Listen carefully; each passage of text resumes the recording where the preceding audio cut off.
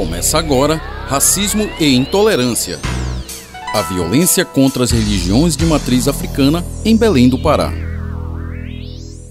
Pra gente, afro-religioso, o Ivanildo foi uma perca irreparável. A gente sabia que um dia a gente iria perder ele, mas não dessa forma. Ninguém tá preparado pra perder ninguém dessa forma. Ninguém tá preparado.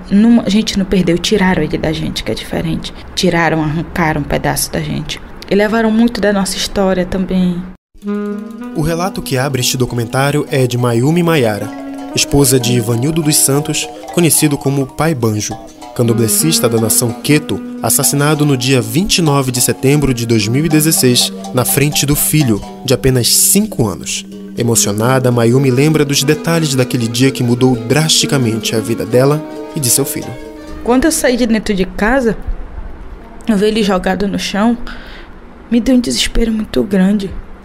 Que o meu medo era de perder ele. Em momento algum eu pensei que eu ia perder ele. E ver que o meu filho viu tudo. Quando eu levei ele pra UPA, que ele segurou na minha mão, que ele chamou o nome do nosso filho 2 vezes, que eu disse pra ele que o Ícaro tava bem. Ele entrou, o médico atendeu, mas foi só pra me dizer que ele não tinha conseguido. Assim como o Pai Banjo, outras lideranças afro-religiosas, como candomblecistas e ubandistas da região metropolitana de Belém, foram assassinadas em 2016. Pai Mário, conhecido como Sibonilé, também foi um deles, morto de forma cruel no final do ano passado, como relata a Yalorixá, mãe Nalva. E a morte do Sibonilé foi muito violenta, que ele foi morto por 2 pessoas, e com 12 facadas, e foi premeditado por conta de que, como disse a própria polícia na época, o tamanho da lâmina eram peixeiras, e ninguém sai de casa com uma peixeira, a não ser que seja com o intuito mesmo de fazer o que fizeram. Tamanho domingo de dia, ou seja, foi muito brutal. E logo em seguida veio a morte também do Nego Banjo. Um levantamento feito pela própria comunidade de religiões de matriz africana da cidade registrou 11 assassinatos em 2016. E as principais causas apontadas por eles são o ódio e a intolerância de segmentos da sociedade, como conta Mayumi. A partir dessa intolerância, nós perdemos muito.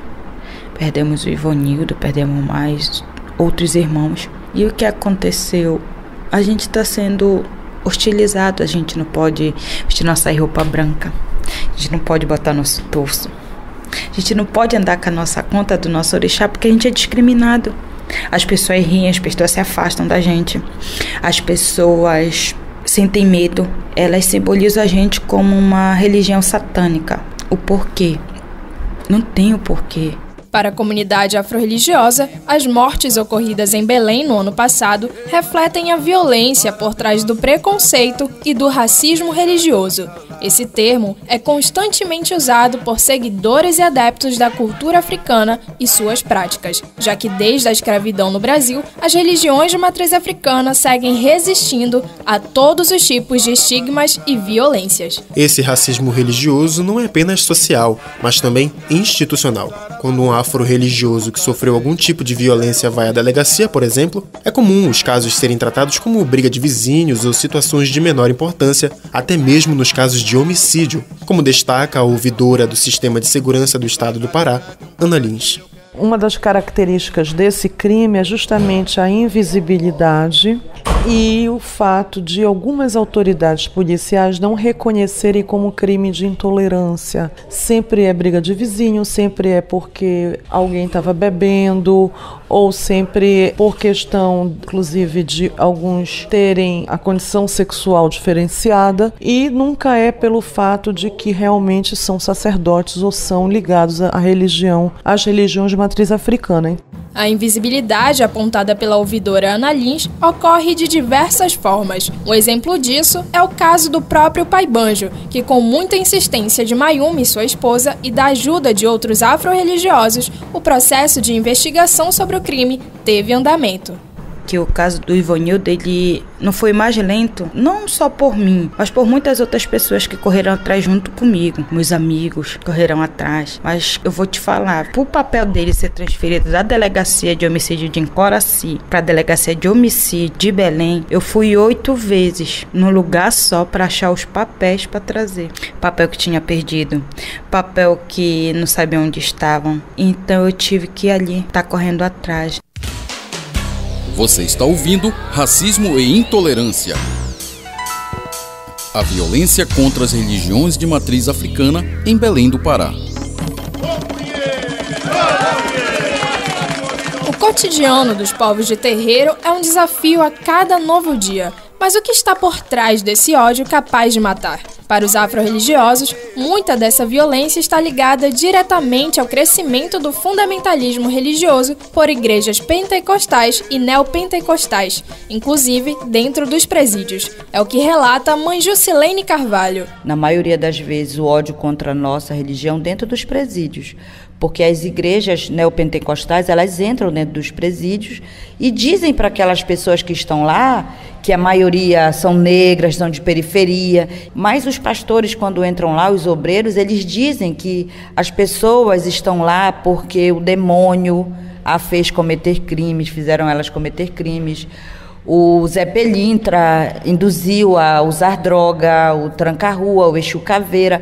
Então, esses neopentecostais, eles mostram de uma forma dolorosa para nós que a culpa daquelas pessoas, daqueles jovens estarem no presídio é das nossas entidades. Agressões verbais, provocações, apedrejamentos, ameaças, mortes. Uma realidade que muita gente prefere ignorar e fingir que não existe, assim como o racismo. Babá Obá Itã, de comunidade tradicional de terreiro, dá exemplos da violência e do preconceito sofrido por ele e por seus filhos de santo, assim como mãe Jusilene e Mameto Nanguetu. Quis fazer a política da boa vizinhança e não levei tão a sério. Eu digo, não, deixa que isso aí deve ser porque eles são assim mesmo. E aí o tempo foi passando. Primeiro vieram os ataques atacaram minha casa com pedradas, jogaram pedra e depois começou os ataques de ameaça. Os meus filhos não podiam sair com as suas indumentárias na rua, que começavam a ameaçar, dizendo que Jesus ia tocar fogo naquele espaço, que não tinha espaço para o demônio, sendo que a gente sabe que a nossa religião não professa, nós não conhecemos demônio, demônio é cristão. Se existe algum demônio na cabeça deles. E eles jogam sal na minha porta, eles param e rezam e diz queima, queima na porta da minha casa. Então essa perseguição a gente sofre diariamente. Na fundação desse terreiro, na inauguração, eles foram apedrejados. Quebraram muito, ele teve até vítima, porque teve uma pedrada que pegou num rapaz com sangramento, mas eu fui buscar a polícia.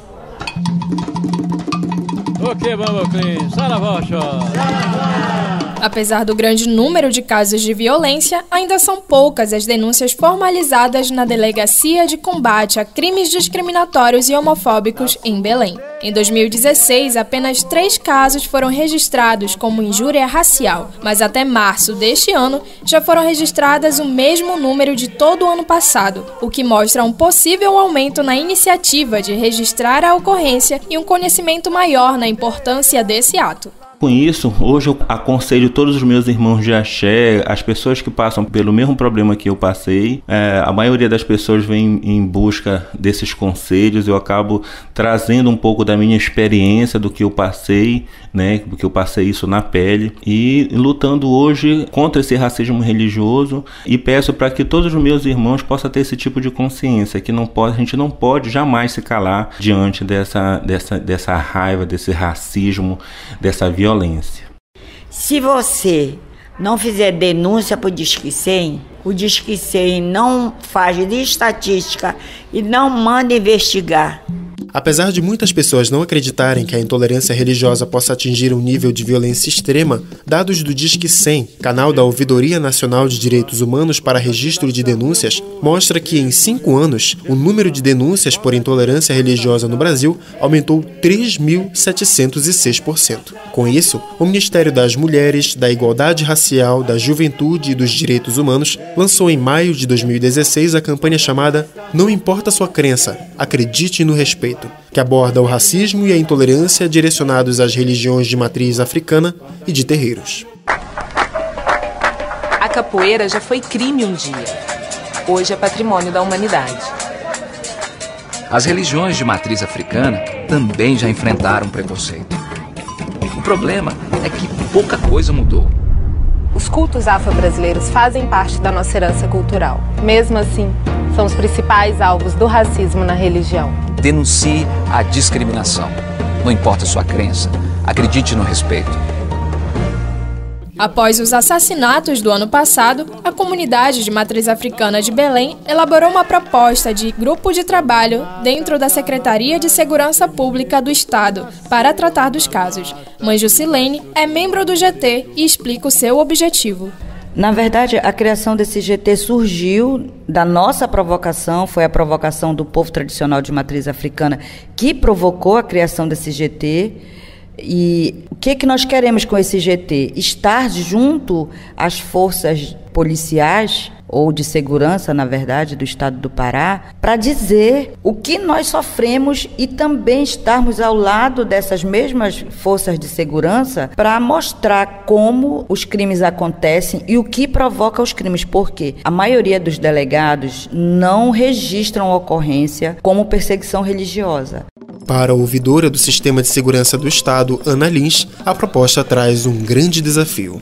O desafio nesse grupo de trabalho, é justamente para que os órgãos de segurança possam compreender as especificidades, entender o que é o racismo religioso, entender as práticas, as diversas práticas. Para quem sofre esse tipo de violência diariamente, o discurso de ódio é facilmente entendido. A demonização de entidades em músicas, pregações ou outros meios são comuns. Meu marido toma cachaça, o Zé Pilintra ele vai tirar. Se ele tem mulher na rua, a pomba gira ele vai pisar.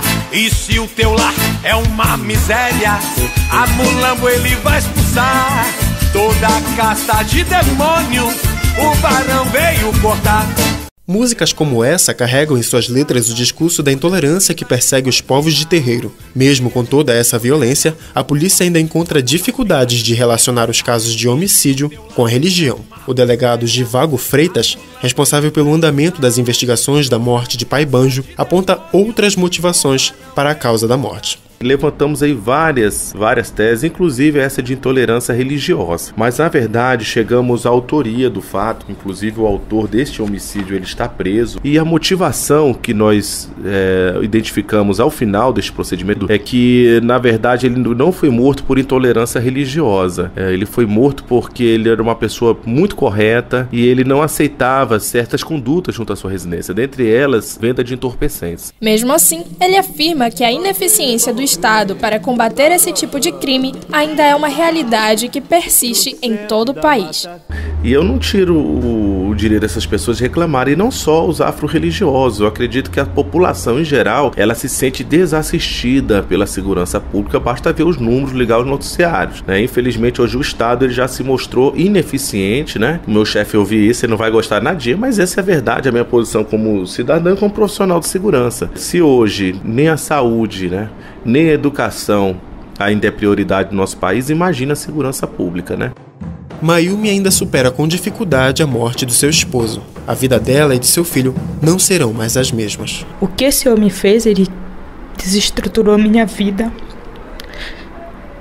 a do meu filho, e me tirou um bem muito precioso que era meu marido e do meu filho, porque hoje em dia eu não sou mais a mesma pessoa. Meu filho mudou muito e hoje eu tenho que viver com esse preconceito da nossa religião.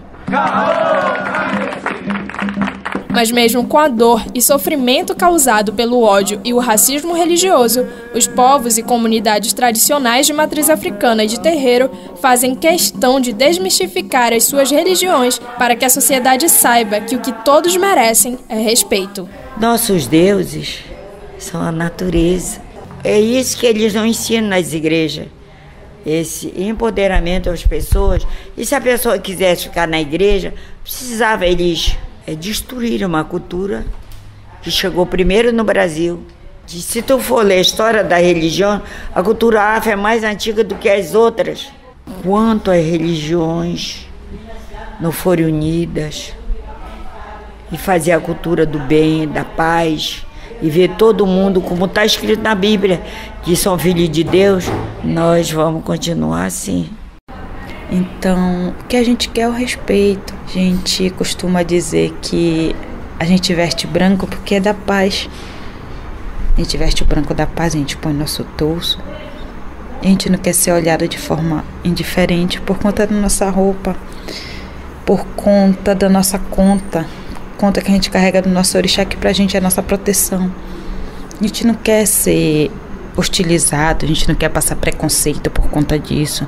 Nós queremos sim que a pessoa olhe pra gente, mas com olhar de carinho, olhar de respeito. As entidades da nossa religião, elas sempre vêm para nos ensinar, para nos ajudar, para curar.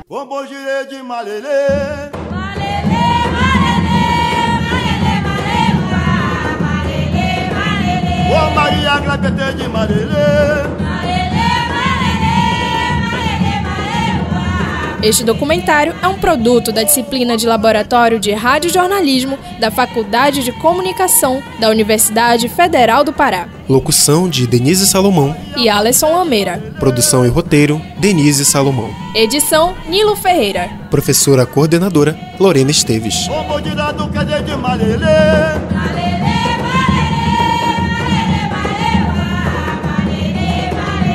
Maria que terei de Marelê.